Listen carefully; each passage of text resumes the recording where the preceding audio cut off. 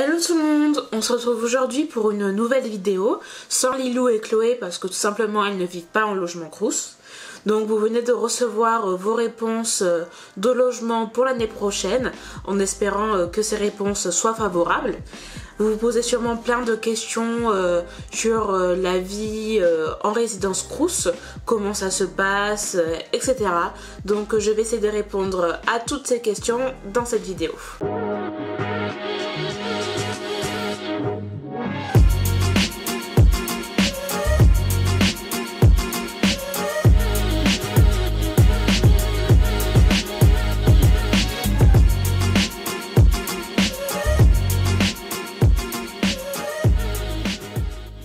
Moi je suis dans un logement Crous de 18,5 m², mais il faut savoir qu'au Crous il y a différents types de logements, donc ça va du 9 m² aux 50 m² voire plus, donc les 50 m² ça sera plus en location, on ne pourra pas avoir un logement de 50 m² seul, enfin c'est rare.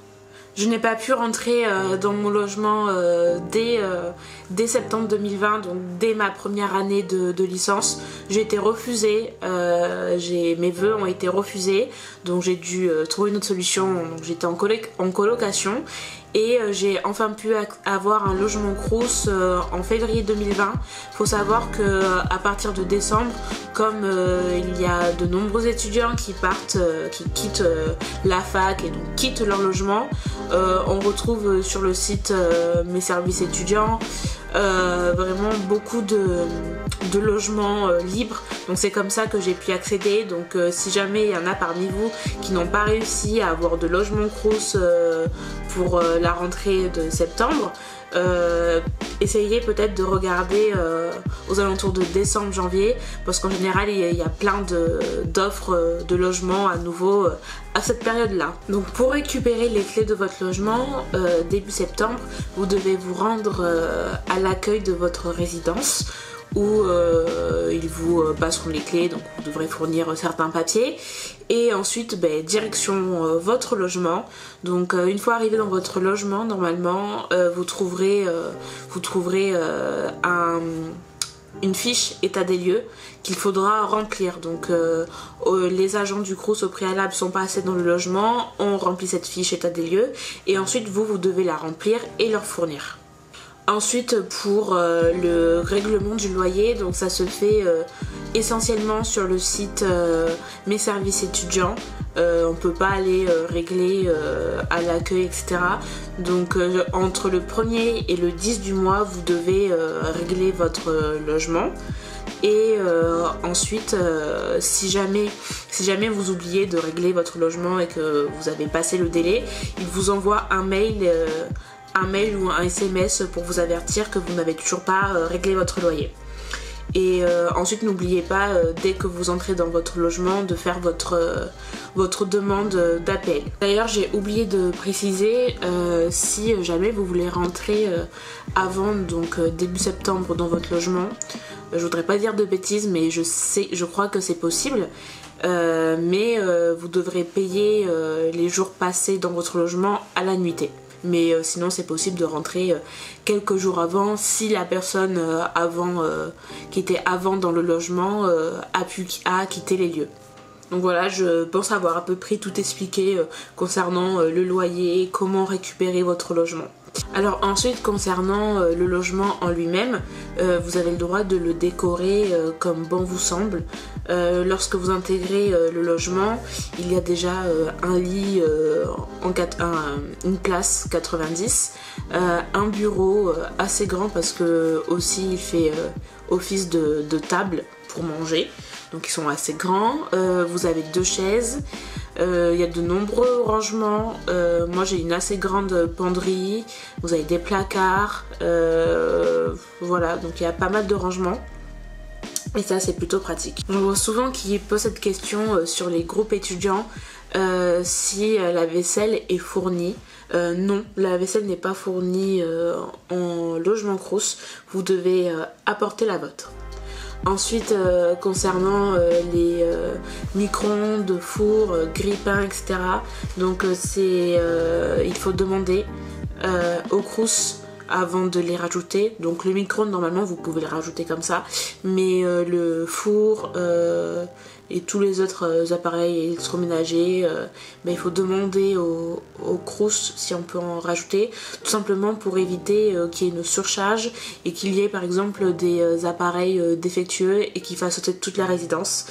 Sincèrement, dans ma résidence, depuis le début de l'année, ça arrivait de nombreuses fois qu'on se retrouve sans courant parce que certains étudiants avaient des appareils défectueux. Donc en fait c'est pour ça, c'est pour éviter cette surcharge ou qu'il y ait un souci dans la résidence. Ensuite, si vous souhaitez changer de lit, c'est possible, mais que sous certificat médical. Si vous avez des problèmes de dos, etc., c'est possible de changer de lit pour mettre votre propre lit, mais quand vous quitterez le logement, il faudra bien remettre le lit correctement. J'ai oublié de le dire tout à l'heure du coup, mais pour les clés, donc vous avez une clé pour votre appart et pour la boîte aux lettres. Vous n'avez pas de double des clés. Mais en revanche, si un jour vous perdez ou vous oubliez votre clé, donc vous allez à la résidence, à l'accueil de votre résidence, eux ils ont le double, mais en revanche ils vont devoir changer la serrure de votre porte pour éviter que quelqu'un pénètre chez vous. Ensuite, donc le Crous intervient quelques fois dans votre logement, mais ne vous inquiétez pas, à chaque fois qu'ils doivent passer dans votre logement, on reçoit un mail 1 voire 2 semaines avant pour nous prévenir qu'un agent du Crous passera chez nous. Je sais qu'il y en a souvent je vois sur les réseaux qui ont tendance à dire que ils viennent chez nous à l'improviste, ils ne frappent pas, etc. Donc bon, ça peut arriver, mais c'est très rare. En général, ils nous préviennent toujours à l'avance. Donc je sais que par exemple dans ma résidence ils interviennent pour le traitement des blattes, donc ça dépend, mais ça doit être 3 fois ou 4 fois dans l'année. Ça prend 2 secondes, ils mettent juste un petit produit et puis voilà.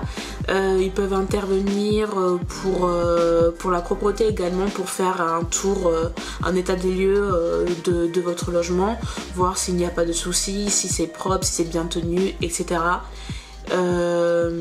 Mais quoi qu'il arrive, à chaque fois qu'ils devront passer dans votre logement, ils préviendront à l'avance, histoire que vous puissiez vous organiser avant, si jamais vous n'êtes pas là, ou si jamais vous devez être là et si vous avez un examen à passer, ou voilà. Donc il n'y a vraiment pas de souci au niveau de ça, ils préviennent tout le temps.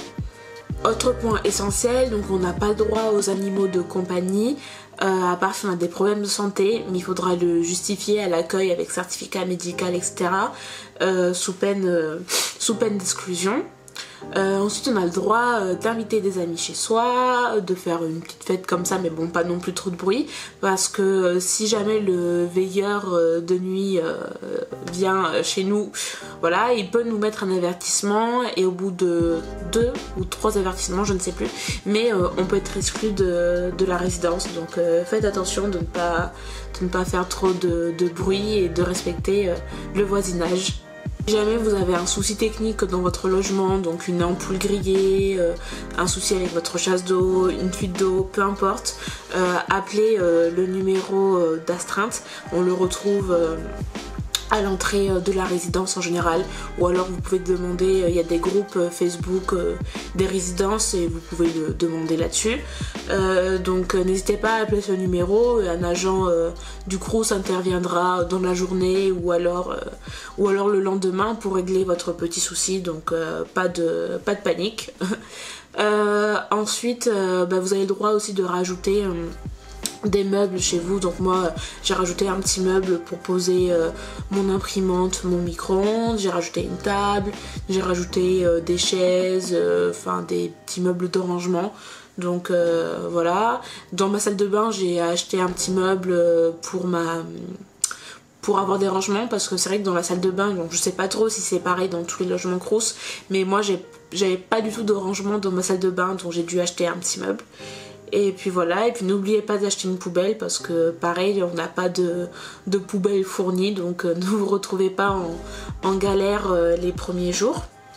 Vous avez également dans certains logements une prise TV, donc vous pouvez vous rajouter une petite télé, Et puis voilà, donc je pense que j'ai fait le tour à peu près des points les plus importants sur la vie en logement Crous. N'hésitez pas à nous écrire sur notre compte Instagram Easy pour les nuls. On se fera un plaisir de vous répondre à votre petite question. J'espère que la vidéo vous a plu et on se retrouve bientôt pour une prochaine vidéo sur notre chaîne Easy pour les nuls. Au revoir.